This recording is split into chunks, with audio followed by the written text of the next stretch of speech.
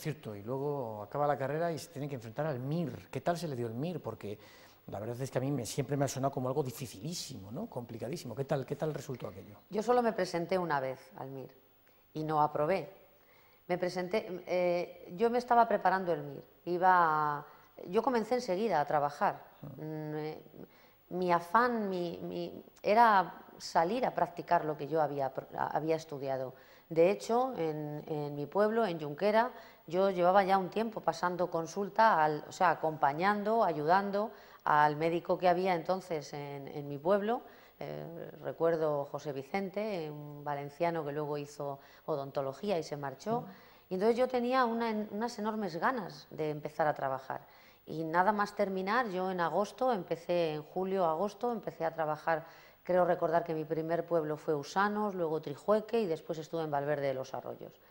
Y en ese tiempo, creo que en Valverde de los Arroyos estuve como hasta diciembre, pues me apunté en una academia en Madrid. No recuerdo mal, estaba en General Díez Porlier, creo recordar. Y empecé a ir allí, pero a los pocos meses de haber empezado, me llamaron de las bolsas que había entonces para médicos, para una interinidad que es un contrato largo, por explicarlo de alguna manera, aquí en Guadalajara, en un ambulatorio. E inmediatamente después, a los 2 o 3 meses, comencé a trabajar por la tarde en la prisión de Guadalajara. Y entonces, bueno, lo que yo había planificado como futuro, que era prepararme el MIR y presentarme y hacer una especialidad, que en aquel momento yo quería hacer cirugía, terminó en que a mí me gustaba tanto lo que hacía que no me lo terminé de preparar. Me presenté ese año y no aprobé y luego nunca más me he vuelto a presentar, porque a mí me gustaba la medicina rural, me sigue gustando muchísimo y me he quedado en la medicina, en ese ámbito de la medicina, que es la medicina primaria, y para eso, cuando yo terminé, no era necesario realizar el MIR. Esa ha sido una legislación que ha cambiado luego después. Yo hice la licenciatura y la tesina, que era lo más que podías hacer en ese momento, y bueno, la verdad es que me siento muy cómoda en la medicina primaria. El contacto, la visión integral del paciente en todos sus aspectos, y ni siquiera solo en el sanitario, sino también en el humano, en el de que cuando viene un paciente, a lo mejor, según se está sentando, como le conoces, los días que ha dormido bien, los días que te le has encontrado en la plaza cuando compra el pan, cuando te ha llamado para que te tomes un café o te ha dicho que te pases a tomar un bollo, que es el cumpleaños de su mujer o del hijo. Pues a veces cuando entran a la consulta dices, uy, ¿qué te pasa? Oye, ¿y no te has dado cuenta que a lo mejor esta manchita que te ha salido no sé dónde?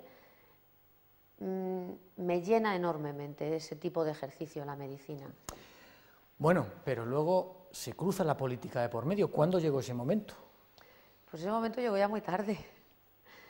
Yo estaba trabajando en Molina de Aragón, en el centro de salud, llevaba varios pueblos entonces, y un familiar mío, mi primo, el que es ahora el alcalde de Junquera, se presentaba a las elecciones y bueno, se empleó unos cuantos días y horas en convencerme, en que le acompañase en esa lista, y yo no hacía más que insistir en que había comenzado a hacer un máster en la Universidad de Comillas en Madrid, que quería incorporarme al mundo de la administración sanitaria porque me atraía mucho y que no podía, que era imposible. Bueno, la verdad es que ejercitó todas sus habilidades de convicción y terminé presentándome en Junquera con José Luis, mi primo, con otra serie de amigos más.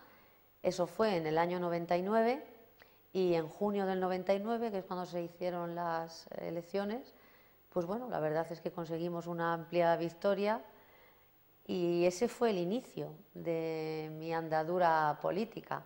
Por lo que veo en el principio, más que convicción política, tenía convicción familiar, ¿no? Pues sí, convicción familiar y quizás ese sentimiento de que era el momento de hacer algo por nuestro pueblo. En Junquera se daban unas circunstancias que habían hecho que un pueblo de la campiña que siempre había tenido mucho potencial estuviese incluso perdiendo población.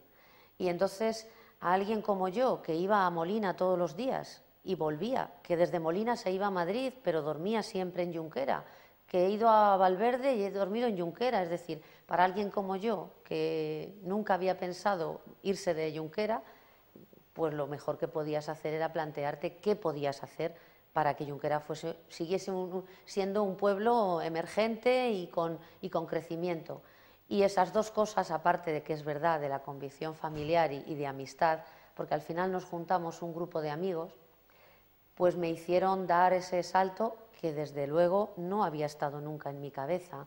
Más allá de que, por ese mismo motivo, yo siempre digo que una persona puede militar o no en una opción política, en un partido, pero todos tenemos en nuestra cabeza una forma de entender la vida, una forma de aplicar nuestro trabajo, una forma de vivir y de relacionarnos que se ajusta más o menos a determinadas convicciones políticas.